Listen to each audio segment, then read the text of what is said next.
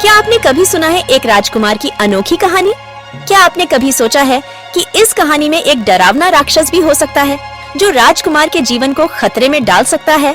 तो चलिए हम आपको इस रोमांचक कहानी की तरफ ले चलते हैं, जहां प्यार और जोखिम एक साथ हैं और रोमांटिकी के साथ साथ डर का भी रंग है।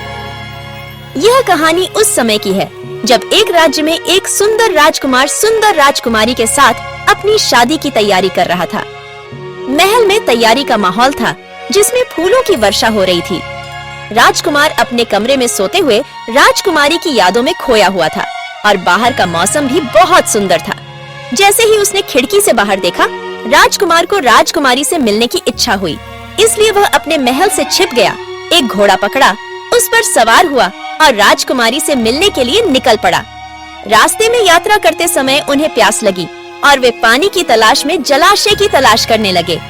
कुछ देर बाद उन्हें एक जलाशय दिखाई दिया, लेकिन जलाशय पूरी तरह सूख चुका था। राजकुमार बहुत दुखी हुआ क्योंकि वे पानी ढूंढ रहे थे, लेकिन उन्हें पानी नहीं मिला। तभी उसे एक झोपड़ी के पास एक कुआं दिखाई दिया और वह वहां जाकर पानी पीने लगा। लेकिन बुढ़िया ने उसे रोका और कहा, बेटा, तुमने क्या किया? यह कुआं एक शापित कुआं है, इसमें कभी पानी नहीं होता है। अब तुम हर रात एक राक्षस बन जाओगे और तुम्हें पहले जो कुछ भी हुआ था वह याद नहीं रहेगा। आप, चाहे आदमी हो या जानवर, आप उस पर हमला करेंगे।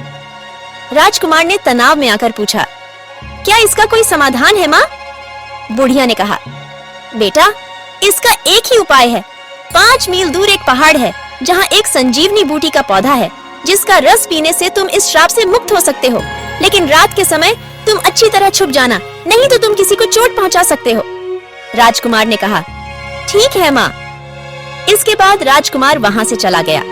वह थोड़ा चिंतित था क्योंकि उसका पहला उद्देश्य राजकुमारी से मिलना था, लेकिन अब उसका ध्यान इस श्राप से मुक्त होने पर भी था। कुछ समय बाद अंधेरा घिरने लगा और राजकुमार को जंगल में छिपने के लिए एक गुफा मिल गई, जो एक भयानक आदमखोर भेड़िए की चिंगाड़ से गूंज रही थी। उसके पैर पहले से ही जमे हुए थे। भेड़ियों को देखकर राजकुमार डर गया क्योंकि वह नहीं चाहता था कि कोई उसे मार डाले। इसलिए वह गुफा में छिप गया जहां उसे सुरक्षित महसूस हुआ। भेड़ियों ने उसकी ओर बढ़ने की कोशिश की, लेकिन जब भेड़ियों ने देखा कि राजकुमार राक्षस बन गया है तो वे डर गए और उसके पास नहीं गए।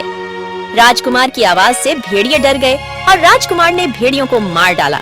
अगले दिन जब राजकुमार अपने असली रूप में वापस आया और गुफा से बाहर निकला, कुछ ग्रामीणों ने राजकुमार को गुफा से बाहर देखा।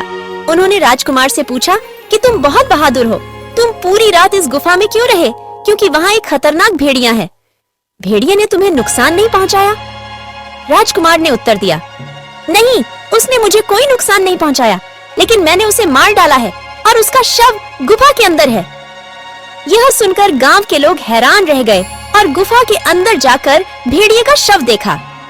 यह खबर पूरे गांव में फैल गई कि राजकुमार ने खतरनाक भेड़िए को मार डाला है और उसका शव गुफा के अंदर है। राजा को राजकुमार का बहुत आभार महसूस हुआ और उन्होंने कहा, आपने हमारे राज्य को उस आदमखोर भेड़िए से मुक्त कराया है। आपकी बहादुरी सराहनीय है। आप जो भी मांगेंगे हम आपको देंगे। राजकुमार ने कहा, मुझे कुछ नहीं चाहिए राजन।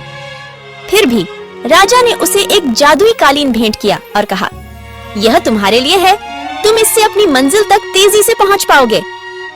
राजकुमार ने उपहार स्वीकार कर लिया और रात होने से पहले ही उस कालीन पर बैठकर पहाड़ की ओर चल दिया। कुछ ही देर में वह पर्वत के पास पहुंच गया और संजीवनी बूटी की खोज करने लगा। वह रस निकालकर पीने लगा और उसी क्षण उसका शाप समाप्त हो गया।